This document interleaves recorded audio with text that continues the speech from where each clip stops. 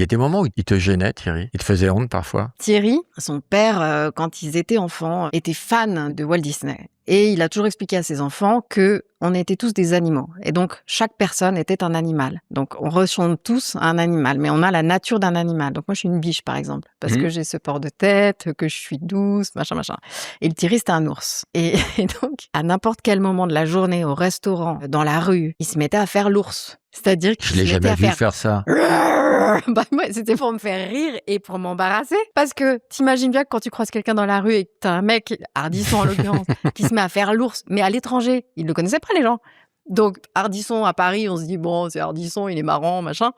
À l'étranger, on te regarde bizarrement quand ton mec dans la rue se met à faire l'ours. Et il était hyper drôle, Thierry. Moi, c'est ça qui me manque aussi. Non seulement l'amour qu'on avait l'un pour l'autre, qui était fou, mais qu'est-ce qu'il était drôle. Intelligent, cultivé, les journées sont plus les mêmes. Mais il y avait des petites hontes aussi. Je te donne un exemple. Vas-y, dis-moi. On est au resto. Ces dernières années, déjà, ça fait 20 ans qu'on peut pas fumer. Lui, en douce, il sortait un pétard. Mais c'est une provocation. Mais oui, mais il est comme ça. En fait, Thierry ne supportait pas qu'on atteigne à ses libertés, qu'on puisse le contraindre. Il suffisait que tu lui dises un truc pour qu'il fasse l'inverse.